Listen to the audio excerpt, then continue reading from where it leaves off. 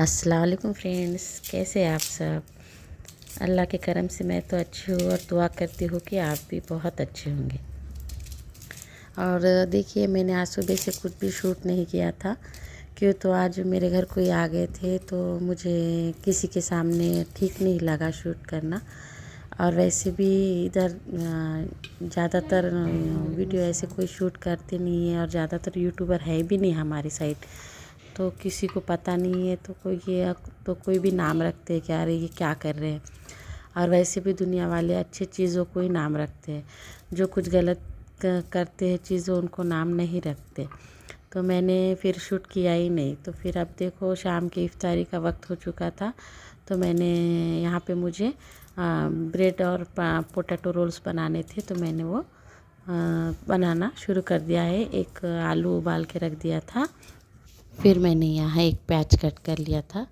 उसके बाद मुझे याद आया कि उस दिन मैंने मोटिवेशनल वन करके एक वीडियो व्लॉग डाला था ना, कि भाई 8 मार्च के दिन जो वो लड़की है उसको किस लिए अवार्ड मिला। तो मैं आपको बताना चाहूँगी, किसी ने मुझे कमेंट नहीं किया, मगर मैं ही बताना चाहूँगी कि भाई उसने उसको, उस बच्ची को क्यों उसका वहाँ पे सम्मान किया गया, उसको फूल पहनाए गए।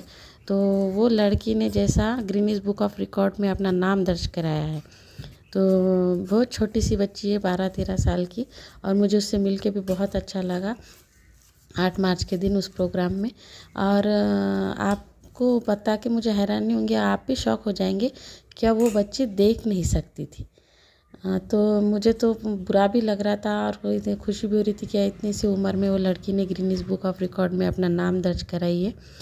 तो उसको इसलिए दिया गया है कि भाई जो बच्चे देख नहीं सकते वो ब्रेन लिपि पढ़ते हैं ना, तो ब्रेन लिपि जो देख नहीं सकते उनके लिए रहती है। तो उसने बहुत कम उम्र में वो ब्रेन लिपि की पढ़ाई की है।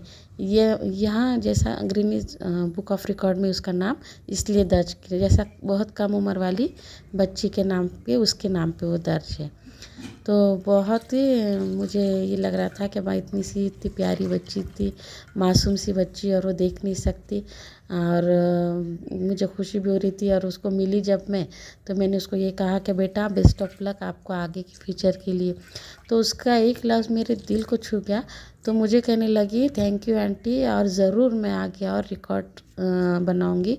तो मुझे ये बात उसकी इतनी दिल को छू गई कि बहुत। बाद में मैं अपने जब चेयर पे जाके बैठी तो मैं थोड़ा इमोशनल भी हो गई थी, क्यों तो बच्ची की बातें सुन के ही सही में बहुत मुझे ये लगा। मेरे बाजू वाले जो थे दीदी, वो भी इमोशनल हो गए थे, क्या इतनी सी बच्ची और देखो कितनी हिम्मत वाली बातें करते। और सही में मैं घर में आके मैंने सोची कि हम थोड़ी थोड़ी कोई भी बातों पर अपनी हिम्मत हार देते हैं और टूट जाते हैं, और कुछ भी गलत करने का सोच लेते हैं, और बहुत सी बातें आ जाती है हमारे दिलो दिमाग में। मगर वो बच्ची की जब बातें सुनी तो मैंने कहा या अल्लाह, कितना सब्र है और कितना ये दिया अल्लाह ने उस बच्ची को। तो हम क्यों नहीं सब्र कर सकते, हम क्यों नहीं हम तो अल्लाह पे भरोसा करते, फिर हम क्यों सब्र नहीं कर सकते। तो मुझे बहुत अच्छा, और फिर मुझे ये भी लगा कि कितनी किस्मत वाली है वो माँ, और कितनी अच्छी होंगी, क्या उसने अपने एक बेटी को इतने अच्छे अखलाक दिए और उसको कितना संभाला होगा, और क्या किस तरह उसको पढ़ाई की, जो पढ़ाई कर रही थी वो, तो उसको कितनी हेल्प की होंगी। तो सही में उस माँ को भी सलाम है मेरा। और उसके अब्बू तो उनके साथ में ही थे, तो उनको भी मैंने थोड़ी बातें की, तो वो भी बहुत खुश दिखे। उन पे ऐसा लगा नहीं मुझे उनके चेहरे पे से कि उनको अभी कोई दिल में तो रहती है माँ बाप के कि हमारी बच्ची देखनी, वो तकलीफ़ तो उनकी थी, मगर उससे ज़्यादा उनको इतनी खुशी थी कि उनकी बच्ची ने गिनीज बुक ऑफ रिकॉर्ड, कोई मामूली बात नहीं है, वहाँ पे नाम दर्ज कराया है। ये खुशी उनके चेहरे पे साफ दिखाई दे रही थी। फिर मैं घर पे आई तो मेरे दिमाग से वो बात जारी ही नहीं थी कि कितनी उसके माँ ने उसको कैसे संभाला होगा, कैसा करें परवरिश दी होंगी। तो मैंने तो ठान लिया कि हाँ, वो बच्ची को आँखें नहीं रहेगी, उसके अम्मी अब्बू ने इतना उसको अच्छी परवरिश दी है, तो हम क्यों नहीं दे सकते हमारे बच्चों को। तो माशाल्लाह हम अभी तक तो अच्छी ही परवरिश दे रहे हैं, मगर फिर हम और अच्छी कोशिश करें कि हम अपने बच्चों को अच्छी परवरिश दें। और ज़रूरी नहीं है कि हम लड़की को ही अच्छी परवरिश दें, हम लड़कों को क्यों नहीं दे सकते। मेरा मानना तो है कि हमको लड़कों को भी, हम दोनों को ही अच्छी परवरिश देते हैं, मगर हम लड़की और लड़कों में देखो भेदभाव करते हैं। मैंने बहुत जगह देखा है, लड़की को हम कहते हैं कि बेटा बिल्कुल बाहर जाना नहीं, घर में खेलना है और किसी अनजान से बात नहीं करना है। हम लड़कों को क्यों नहीं कहते ऐसा। हम लड़कों को थोड़ी देर बाहर भी खेले तो लड़का है खेलने दो। तो ये मैं देखती हूँ, ये चीज़ें मैं रोज़ देखती हूँ कि भाई लड़का है तो उसको खेलने दो और लड़की है तो घर में बुला लो। तो क्यों ऐसा। हमें दोनों भी, बेटा और बेटी दोनों भी बराबर है, तो हमको दोनों को भी ही एक जैसा देखना है। नहीं आप लड़की हो तो घर में बैठो और आप लड़के हो तो बाहर जाओ, ऐसा कुछ भी नहीं है। और देखिए हमारा नज़रिया क्या रहता है कि भाई आगे चल के हमारी बेटी शादी की हो जाएंगी तो हम बहुत अच्छा दामाद ढूंढते हैं कि भाई हमको दामाद नेक और अच्छे अखलाक वाला मिले। तो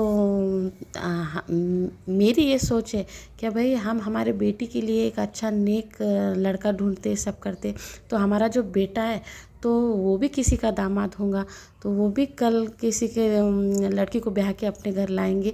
तो फिर हम उनकी भी माँ की ख्वाहिश होंगी उस लड़की की कि भाई मुझे भी एक अच्छा नेक दामाद मिले।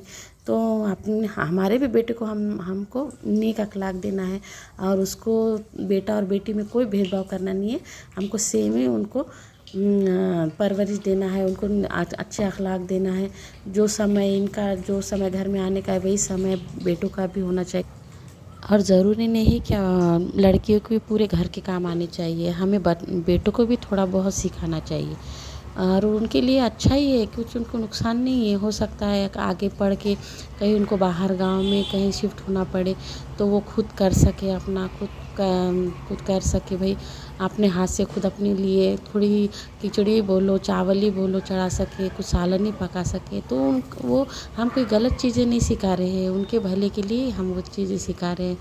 तो मेरा मानना है कि भाई देखो आपको पता नहीं गलत लग रहा है किसी को या क्या लगता है, पर मेरा नज़रिया तो यही है क्या बेटों को भी थोड़ी बहुत सी चीज़ें आनी चाहिए। चलो हम घर के पूरे काम कराना है, उनको सिखाना है, ये नहीं बोल रही हूँ कि भाई उनको बर्तन मांजना है, झाड़ू पोछा करना है, ये नहीं, मगर जो ज़रूरत की चीज़ें है हमें वो सिखाना है। अब आपको सिखाना है नहीं सिखाना है वो आपकी मर्ज़ी है, मगर मैं तो चाहती हूँ कि मेरे बेटे को ये हर चीज़ आए और वो थोड़ा बहुत तो जो मेरे बेटी को मैं सिखाती हूँ वही मैं मेरे बेटे को भी सिखाऊँ। और इंशाल्लाह मैं कोशिश करूँगी कि मेरा बेटे को मैं थोड़ा बहुत सिखा सकूँ, क्या वो उसको आगे चल के ज़िंदगी में काम आए। क्यों तो आगे चल के भी आगे समझो बहुत दूर की बात है, मगर वो अपने वाइफ को थोड़ा सपोर्ट कर सके, कुछ काम में हेल्प कर सके और अच्छा एक शौहर बन सके। मेरा नज़रिया कि वो अच्छा बेटा तो बनेगा ही, मगर एक अच्छा शौहर भी बने और अच्छा दामाद बने, ये मैं चाहती हूँ। कल को कोई उनको ये ना बोल सके कि भाई आपको कुछ भी नहीं आता, ये भी नहीं आता, ये वो भी नहीं आता। तो ऐसा उनको कोई बोल ना सके, वो हर चीज़ में एक्सपर्ट रहे, ऐसा मेरा मानना है। क्यों तो हमें बहुत शिकायत है हमारे शौहर लोगों से कि आप ये नहीं करते वो नहीं करते। तो देखो उनकी गलती नहीं है उनमें, उसमें उनको वो वो चीज़ें सिखाई ही नहीं गई तो वो कैसा करेंगे। तो हम बड़ों को तो अभी कुछ बोल नहीं सकते, तो हमारे हाथ में जो है कि अभी हमारा आने वाला फ्यूचर है तो हम उनको थोड़ा बदल सकते हैं, वो चीज़ें हमारे हाथ में है।